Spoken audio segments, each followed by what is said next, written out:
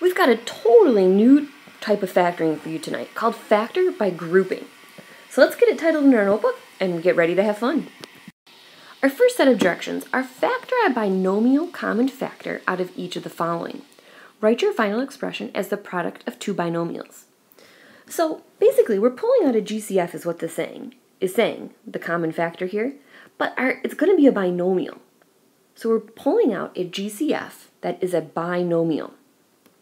Example 1, x times the quantity 2x plus 1 plus 7 times the quantity 2x plus 1. Here's what I want you to do, guys. Put a nice little bracket up until the plus sign, and then put one after it. In those two brackets, you are looking for a binomial GCF. So something with two terms that is the exact same. Is it sticking out to you? Do you see how this has two terms, the 2x plus 1, and they're the exact same? All it is my GCF. I'm going to factor out the 2x plus 1, and I'm going to write what's left. Watch, if I take the 2x plus 1 out of here, go ahead and scratch it off, what are you left with? Just an x. Then there's the plus sign, and if I take the 2x plus 1 out of here, what are you left with? Just a 7. So you have factored out a common binomial. Let's try another one. 3x times the quantity x minus 6 minus 7 times the quantity x minus 6. Same idea, guys. Bracket in up until the plus or minus sign, and then do after it.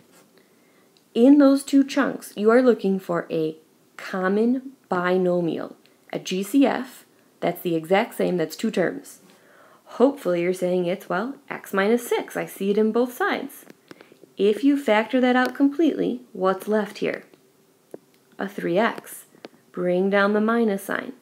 If you factor it out completely here, what's left? A 7. Now remember, factoring's so nice because you can always check your answers. X minus 6 times 3x gets me the first term, and x minus 6 times 7 gets me the second term. You know you're right. All right, number 3. Bracket in up before the plus or minus sign and after the plus or minus sign. What is your GCF binomial? What is the exact same in those brackets? Hopefully you're saying the x minus 9. So I'm going to pull out the x minus 9. And in this set, I'm going to be left with an x minus 5. Then I have my minus sign. If I take this out, I'm left with an x minus 2. Do you see how I put a big bracket around what was going to be left? All right, now we can clean this one up just a tad further. I'm going to leave my x minus 9. And in here, I'm going to have x minus 5. And now watch the most common mistake in math. It's this stinking negative sign. Make sure you take that negative and distribute. So it's going to be minus x plus 2. So my final answer is going to be x minus 9 times x and minus x cancel. Negative 5 and 2 make negative 3.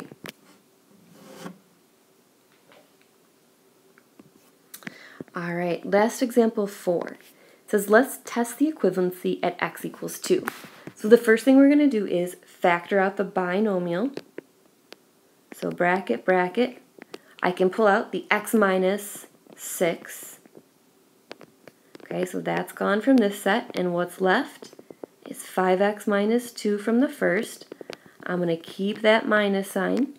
If I took out the x minus 6, what's left here? X plus 2, and I'm going to clean it up. So I have this x minus 6. The most missed thing in math again, distributing that negative. So I'm going to say 5x minus 2 minus x minus 2. So I get x minus 6. Let's see, 5x minus x make 4x, minus 2 and minus 2 minus 4. Now it said let's test the equivalency at x equals 2. So I'm going to test my original answer and my new answer. So I'm going to start with my new answer because it's on the paper here. And I'm going to say let x equal 2. And I'm going to carefully plug it in. So I'm going to get 2 minus 6. I'm going to get 4 times 2, substitute with parentheses, minus that 4. So So 2 minus 6 is negative 4. 4 times 2 is 8 minus 4 is 4. I get an answer of negative 16. So we're going to test the equivalency with our answer and with the original. So I'm going to recopy that original down. 5x minus 2 and x minus 6 minus, it had an x minus 6 and an x plus 2. Alright, and I'm just going to go back and I'm going to test it. It said at x equals 2, so I'm going to carefully plug in 2. And my goal is, hopefully, if they're equivalent and I did it right, I should get a negative 16. So 5 times 2 minus 2 times 2 minus 6 minus 2 minus 6 and 2 plus 2. So this is 10 minus 2, so that gets me an 8. 2 minus 6 is negative 4 minus 2 minus 6 is negative 4 times 4. Alright, so I get negative 32 minus negative 16. So these two negatives that touch turn into a plus, and negative 32 plus 16 is negative 16. So I know I did it right because I got 2 equivalent answers. So these steps need to be listed out perfectly in your notebook. How to factor by grouping. Number 1, we need to have 4-term polynomials. Number 2, we're going to pull GCFs from pairs of binomials. And 3, if we're lucky, we are left with binomial common factors. And here we are ready to factor by grouping. So does it agree with step number 1? Do we have a 4-term polynomial? Well, yes, we do. We have 4 terms with different exponents. So the deal is we're going to pull out a GCF from the first pair and then from the second pair. So again, I want you to kind of like bracket these two in, or underline them, do something that sticks out. What is my GCF there? Just on the first 2 terms. I want you to ignore these terms. My GCF on just these 2 terms is an x squared. And then I want you to write what's left. Well, I would have a 3x plus 2. And hopefully we're pretty good at that by now. Now how about the GCF of the next 2? So now underline these 2. What's their GCF? What goes into both of them? Well, I would say 9. And if I pull a 9 out, watch what happens. I am left, 9 times what is negative 27x? I would say negative 3x minus 2. Now we said, if we're lucky, we're going to get a pair of binomials that are the same. Are those the same yet? I would say definitely not, but they're pretty darn close. What's the difference? This guy has all negatives. So maybe instead of pulling out a positive 9, what would have been more intelligent to pull out? You're right, a negative 9. So I'm going to go ahead and do that. I'm going to leave my first term. And instead of pulling out the positive 9, I need to pull out a negative 9 because I need these binomials to be the same. Okay, so maybe you need to make a note in your book. The binomials have to be the same. Then you know you're doing it right. Now, it looks exactly like we did in the practice. I'm going to underline up into the plus or minus sign and after the plus or minus sign. What is the binomial GCF we can pull out? We can pull out a 3x plus 2.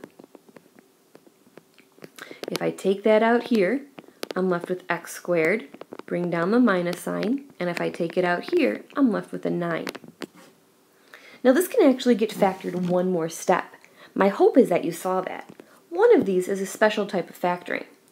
We called it conjugate multiplication or difference of 2 perfect squares. So I'm going to say this is 3x plus 2. I can't do anything there, but this can factor to x plus 3 and x minus 3. And I've done my first official factor by grouping. Don't worry, we're going to practice a few more. Alright, 18x cubed plus 9x squared minus 2x minus 1. So check, we have a 4-term polynomial.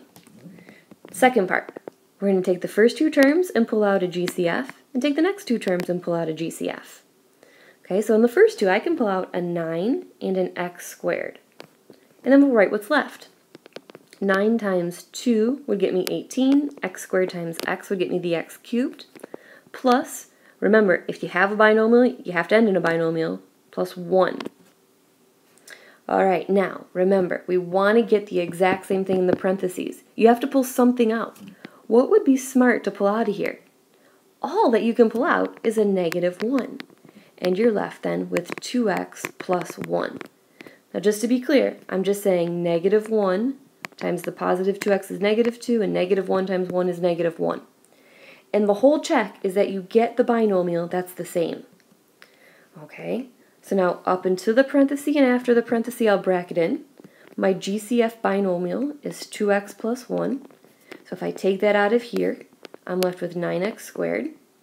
If I take it out of here, I'm left with a minus 1. Now the only thing I have to check is if I factored completely. And I would say this is a pretty special type of factoring again because 9, x squared, and 1 are all perfect squares. So I'm going to say 2x plus 1, and this is going to factor to 3x plus 1 and 3x minus 1. And again, there we go, our factor by grouping. All right, let's see if you can get the first couple steps down. So GCF the first term, GCF the second term, pause it and see what you get. What do you think? Did yours match with mine? I pulled an x cubed out of the first two, and I pulled a positive 2 out of the second two. Make sure you always say the sign that you're pulling out. Are you pulling out a positive 2? If yes, put a plus 2. Are you pulling out a negative 2? Then put a minus 2. Now you have your binomial GCF. Okay, so up until the plus sign, after the plus sign, I'm going to pull out the x squared plus 4. That's gone, so I'm left with x cubed. Bring down the plus sign. That's gone. And 2. Now just ask yourself, can anything get factored anymore, or have we factored completely? Now my gut's looking at the x squared plus 4, but hopefully you stopped there, because remember, it has to be a difference of two perfect squares to factor. So I am done there. Okay, this is factored completely. This bear cannot get broken down any further. All right, we're building, you're on your own. I want you to pause it, and I'm going to work the whole thing out and see if you get the same thing. Good luck. All right, what do you think? I pulled out the 5x squared, and I got the x plus 2, and then I pulled out a positive 20, so I put my plus sign there, in the x plus 2. Then I'm going to factor out my binomial GCF. I pulled that out front, and I've got 5x squared plus 20. If you did that, you are doing it exactly perfectly. Very, very nice job. Now, there's one other catch here. I'm not actually factored completely. You'll notice there's not a perfect square, but my guy in red here can get factored again. So I'm going to leave my x plus 2, and I'm going to say, I can pull a GCF out of this bear. I can pull out a 5, and when I do that, I'm left with x squared plus 4. So now I am factored completely. Typically when you rewrite that, we'll just put our single term in front. It's not wrong. We're just going to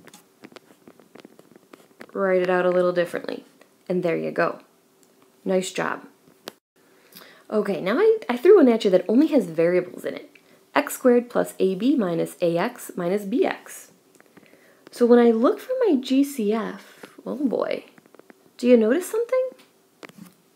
What's wrong with this first term? Or first two terms? There isn't a GCF. We need to make a big note in our book. Let's go ahead and star this. You can rearrange terms to make GCFs. Okay, there is no law that says it has to be the first two terms and it has to be the second term, two terms. You can rearrange these in any order your heart desires. So because I don't have, whoops, I guess I wrote that again. That's a big deal. Rearrange as needed. I guess what I'm saying is, if you don't have a GCF, you gotta move these puppies around. So, I'm gonna do so. I'm gonna leave my x squared, but now I'm gonna put something with an x next to it. Maybe the ax. But notice the ax is negative, so carry that with you. Then I have the positive ab and the negative bx. This is just one option. Let's see if that works. Okay, first two terms now, I can pull out an x, and I'm going to be left with x minus a. The second two terms, I can pull out a b. Now, what type of b? Let's pull out a positive b. If I pull out a positive b, I'm left with a minus x. Well, they're not the exact same, but they're close. Maybe I will rearrange these one more time. X squared minus ax. Maybe I'll put the negative bx first and then plus the ab. Okay, do you see how you can rearrange however you want to make it happen? All right, let's factor again these two. I can pull out the x, and I'm left with x minus a. Then here I can pull out the positive b, and I'm left with a negative x plus a. All right, so I just got a lot warmer. At least I have the x plus a's in the right spot. The only thing is, I have a negative x and a positive a. So what am I going to do? Instead of pulling out the positive b, I'm just going to pull out a negative b. And then I'll be left with x minus a. So again, you will rearrange as you need. Now, bracket, bracket, we'll pull out our binomial GCF. So I'm going to take out the x minus a's. And I'm left with an x, then the minus sign, then the b. And there you go, we have factored by grouping once again. All right, in this example, it says an error was made when trying to factor. How can you tell? So sometimes it's just easy if you work the problem out yourself. So I'm going to do what we normally did. I'm going to pull out my GCF in each of those and see if it's correct. I would pull out a 2x squared, which it looks like that's what he did. And when he does that, I would say if I distribute that back through, I get what I started with, so that looks right. Here I would pull out the 7, a positive 7, and I get what I started with. Okay, now wait a minute. What should the next step be? Remember, you've got to look for a GCF that's a binomial. What did they not get? Is x plus 5 and x plus 3 the same thing? No. So right there is their mistake. You can't do factor by grouping unless you get that GCF binomial. So I know all of this is nonsense that he made up, and I did not get the GCF binomial. All right, well, these directions say factor completely. So again, that's just hinting that there probably is going to be a couple steps of factoring. So let's see what we get. Let's just do it like normal and see what happens. All right, looking for those GCFs. Pulling out an x squared, and I'm left with the x plus 4. All right, here I can pull out a 9. Now the trick is, do I want a positive 9 or a negative 9? Well, if you don't know, try it and see what happens. If I pull out a positive 9, I'm left with a negative x minus 4. Those don't match. So that tells me I don't want a positive 9. I actually want a negative 9. If I pull out the negative 9, I get the x plus 4. Okay, so it's okay to make a mistake. Let's just fix it. All right, I'll bracket up to the plus or minus sign after. I have a binomial GCF that I can pull out, x plus 4. So if I take that out and take that out, I'm left with the x squared minus 9. Now, why did they say factor completely? Well, again, they're just telling me I'm not done. Factor again. This guy should stick out as x plus 3 and x minus 3. So now I can say I have officially factored completely. And you have it. So factor by grouping, we need to have 4 terms, and we're just really pulling out a lot of GCFs. Well, if you need more practice, feel free to watch it again, or you'll get some in class tomorrow. Have a great night.